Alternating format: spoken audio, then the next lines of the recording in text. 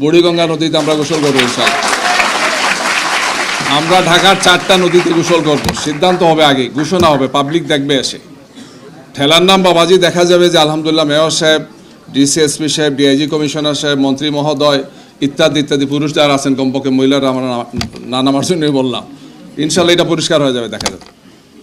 চিটাগংয়ে আমির খসরু মাহমুদ ভাই নেতৃত্ব হবে, সিলেটে আমরা থাকবো ইনশাল্লাহ, সুরমা কুশিয়ারাকে আমরা এইভাবে পরিষ্কার করব।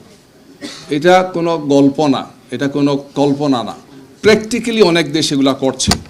আমাদের এখানে যারা আছেন খুব এক্সপার্টরা আছেন, তারা এগুলো দেশে গিয়েছেন, ইউরোপের দেশগুলোতে আছে, চীনে আছে, স্বচ্ছ টলটলে সুন্দর পানি, মনে হয় ডিস্টিল ওয়াটার। জিজ্ঞেস করলাম যে কীভাবে এটা সম্ভব, বলে এইভাবে সম্ভব। মেয়রের নেতৃত্বে সেখানে চুবানো হয়, গোসল করানো হয়। সোজা কথা এর বলছে চুবায় এখানে, তোমার যদি এটা পরিষ্কার না থাকে তোমার চাকরি শেষ, তোমার মেয়রগিরি আর থাকবে না। এটাই তো অ্যাকাউন্টেবিলিটি।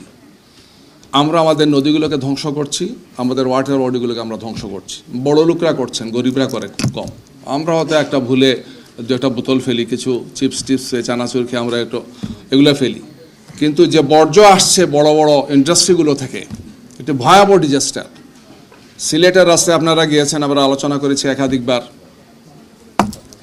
নারায়ণগঞ্জ, তারপরে হচ্ছে নরসিংদী, হবিগঞ্জ, দেখেন স্যার আপনারা, অনেকগুলো বড় বড় ইন্ডাস্ট্রি হয়েছে, মেগা সাইজ ইন্ডাস্ট্রি। আমাদের কৃষি জমি সব ধ্বংস হয়ে যাচ্ছে।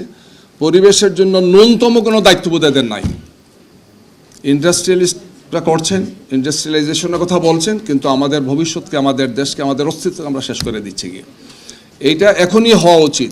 ক্ষমতায় গেলে আমি কি করব, দায়িত্ব পেলে আমি কি করব, সেটা আমাকে প্রমাণ করে এখনই দিতে হবে। আমরা আশা করি তোমরা আমাদের সাথে আছো ইনশাল্লাহ, আমরা সবাইকে পাবো ইনশাল্লাহ। এই আওয়াজ তুলতে হবে ছাত্রদের পক্ষ থেকে, ছাত্রীদের পক্ষ থেকে, তরুণ এবং যুবকদের পক্ষ থেকে, যে আমরা এখনই আমাদের এই পরিবেশকে, আমাদের অর্থনীতিকে, আমাদের ভবিষ্যৎকে আমরা ভালো করতে চাই। তিস্তা মহাপ্রজেক্ট নিয়ে আলোচনা হচ্ছে, অমুক দেশ সাহায্য করবে, অমুক অমুক, এগুলোর আগে আমাদের নিজেদের ক্যাপাবিলিটি আমরা বাড়াই, আমরা আমাদের সক্ষমতাকে বাড়াই, আমরা আমাদের দেশ এবং জাতিকে রক্ষা করার জন্য এগিয়ে আসি। ম্যানিফেস্টোতে আমরা সুন্দর কথা দেব, সবাই দেবে, এই ব্যাপারে কোনো কথাই নেই। সাইফুল হক সুন্দর কথা বলেছেন, আমাদের সাইফুল হক ভাই, আমরা সবাই দেব, কিন্তু কার্যত কি করব সেটা এখনই আমাকে প্রমাণ করতে হবে। মিনিমাম কিছু নমুনা উপস্থাপন করতে হবে যে আমার দল, আমার নেতাকর্মীরা এই বিষয়ে দায়িত্বশীল, তাদের মধ্যে জবাবদিহিতা আছে, অ্যাকাউন্টেবিলিটি আছে, তারা জনগণের মুখোমুখি হতে চান। ক্ষমতায় যাওয়ার পর, দায়িত্ব নেওয়ার পর অনেক সমস্যা আসবে, বলে যে আন্তর্জাতিক চাপ আছে, বিভিন্ন ধরনের শর্ত আছে, IMF, বিশ্ব ব্যাংক, জাইকা ইত্যাদি ইত্যাদি আমাদেরকে এগুলো করতে দিচ্ছে না। এগুলো অনেক উসিলা আমরা বের করতে পারি, কিন্তু এই উসিলা দিয়ে আসলে আমরা বাঁচতে পারবো না। আমি মনে করি যে আমাদের পক্ষ থেকে সর্বোচ্চ পর্যায়ে দায়িত্বশীলতাই হচ্ছে, জবাবদিহিতার অনুভূতি হচ্ছে, দেশের প্রতি ভালোবাসা, দেশপ্রেমী আমাদেরকে বাঁচাতে পারবে কি। এই সমস্যা শুধু আমাদের দলীয় বা জাতীয় সমস্যা নয়, এটা একটা আন্তর্জাতিক সমস্যা, এবং এই সমস্যায় সবচেয়ে বেশি ক্ষতিগ্রস্ত দেশগুলোর মধ্যে বাংলাদেশ একটি। আমরা চাইলেই ফান্ড পাবো না, আমাদের এই শক্তি নাই, এই সামর্থ্য নাই, আমরা এই সরকার অতীতে পাইনি, সামনে যদি পাই আলহামদুলিল্লাহ সেটা ভালো, কিন্তু আমাদেরকে আমাদের ভবিষ্যৎ বিনির্মাণের জন্য, আমাদের ক্ষতি থেকে বাঁচার জন্য আমাদেরকে এগিয়ে আসতে হবে। আমি আশা করি আমরা সবগুলো দল সেই ভূমিকা পালন করবে।